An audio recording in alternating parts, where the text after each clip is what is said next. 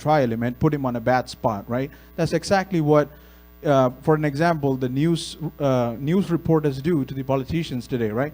When they come out for a press meet, it's not because they ask twisty questions to get the information. It's because to put them on the bad spot. Jesus knew this. Jesus knew that they are asking a wrong question. I mean, they are asking a question not to get the real answer, but they are asking a question to put me on the bad spot. What he did was he didn't even speak a word. If you look at, chapter 8, if you go and read when you are at home, you will realize that he didn't even speak a word. He stood up and went back to exact place where he started from. So that's what happened with Pharisees. So after that, while going back on the boat with the disciples without even speaking to Pharisees, that's when Jesus was telling this incident, what we just read.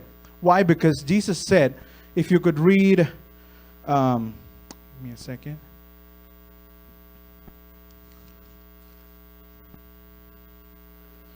Praise the Lord. If you could read verse 19 for me, please. Yeah. Right. Actually, let's start from the verse 12.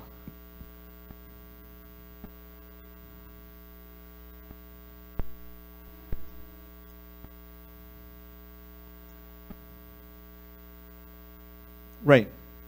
Okay, read through it.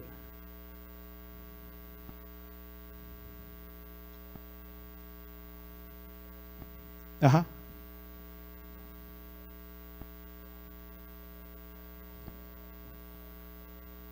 Right.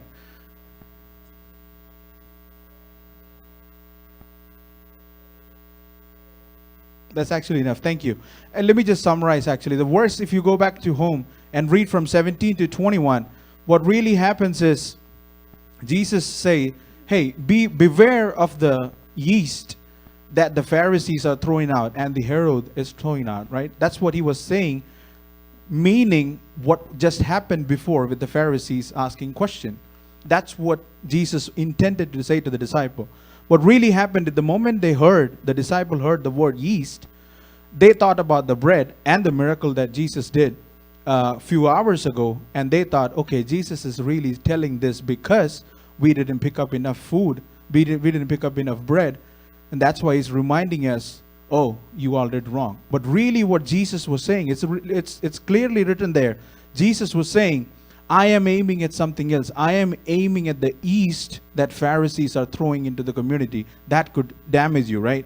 So disciples clearly couldn't understand that. That's why Jesus is saying in verse 21, after asking them the question, the first time when I did this miracle to feed 5,000 people, how many basket of bread we got back?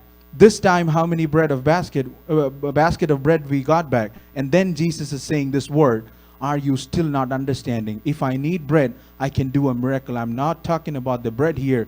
I'm really pointing at something else in the spiritual realm.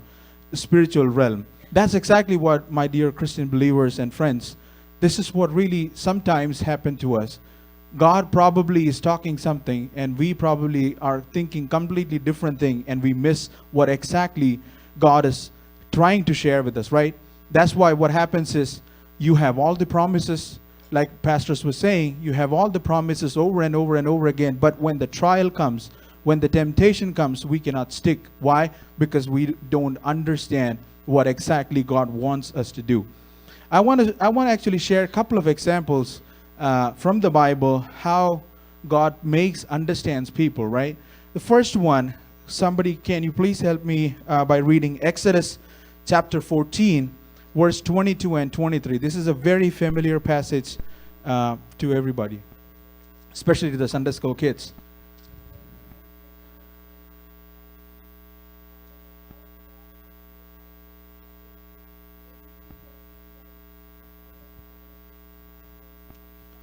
And his horsemen. Yeah, so everybody knows the story. Let me just summarize right here. The thing is, there was generations of prophecy for the Israelites that they will come back from Egypt, right? They have all sort of promises, and they believed it. And they right now are in the point of the deliverance. After the 10th plague, they came out. They are in the pursuit of the promised land, right? They believed everybody's joy, everybody's having happy, feelings, and everybody's very thrilled. But the first trial came in front of them, which was the Red Sea. And one chapter before, the 13th chapter, really explains why God put them in that spot. If you go back to chapter 13,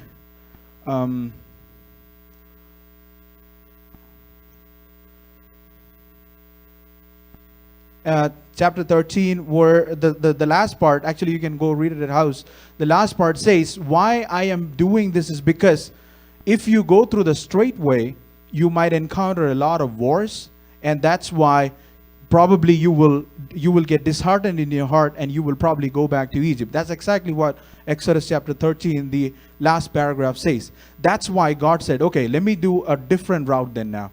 Let me give you a different route, where even though there is Red Sea in front of it. On 14th chapter, the first 1, 2, and 3 verses, it says, God was speaking to Moses, saying that I'm gonna put this way in front of you, so that the Pharaoh's army will think you guys are wandering in the desert, and he will come after you. But believe me, I'm gonna deliver you. That was God's promise like 5 minutes before.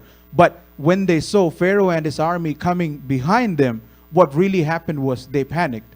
They totally panicked, and they started cursing people. They started cursing Moses, and the word they used was, hey, wasn't there coffins in Egypt? Is it why you brought us here to die here, right?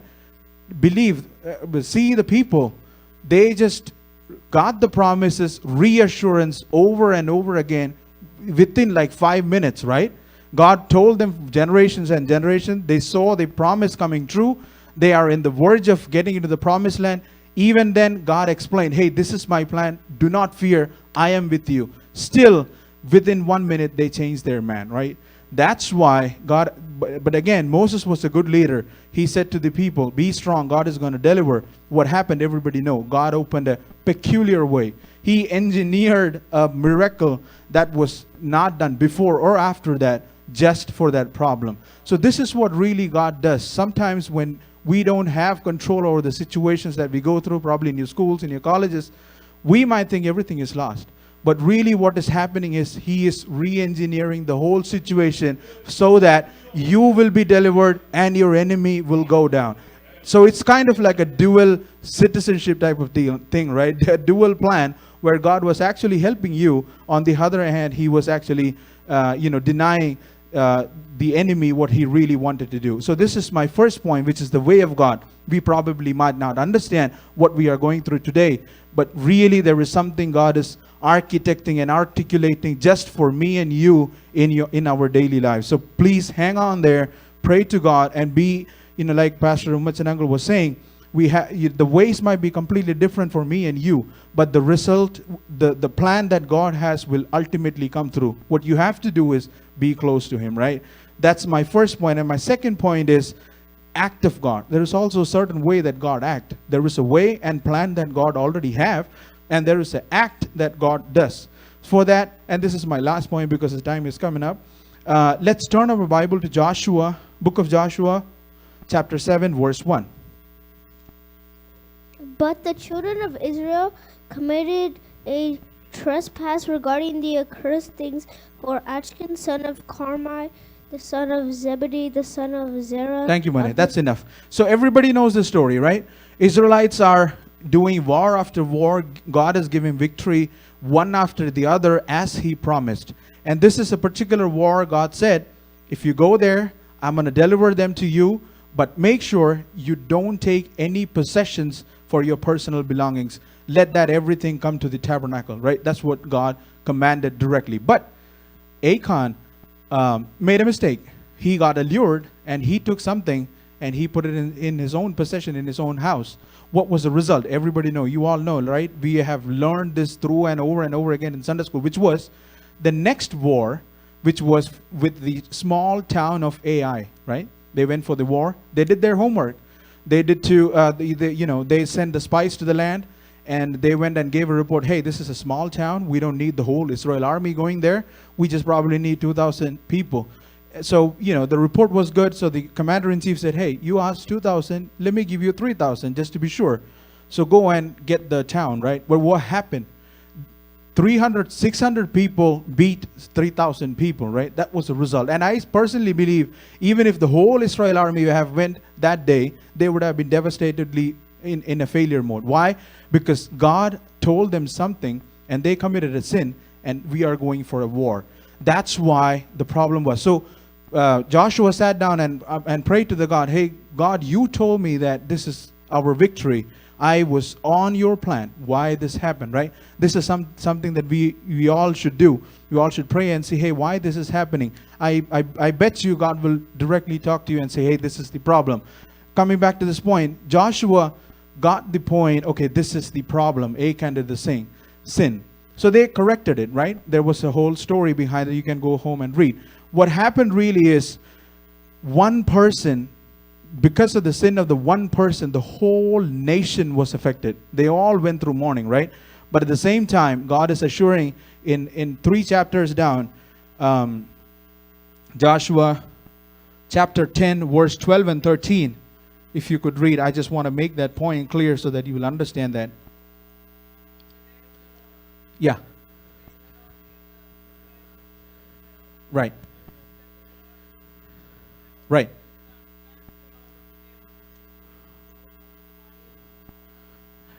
That's enough. So we all know the story, right? What was happening was there was a humongous war going on, and literally for winning that war, the point was the sun and the moon has to stop right there, right? Because they have to fight the war and defeat the enemy. So for that reason, Joshua prayed to God, God, let the sun and the moon stand still. So 2 chapters before, what happened was because of one person's sin, the whole nation got affected.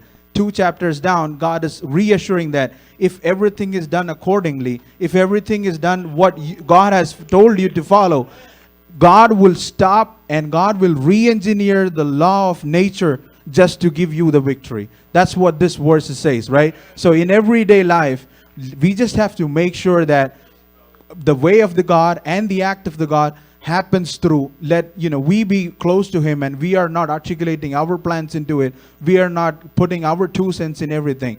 That's the 2 points that I want to say, and I think the time is up. I will just give you a quick testimony. There's a lot of other points that I want to share, but I'm going to stop right here. From tomorrow, I'm going to join a new company.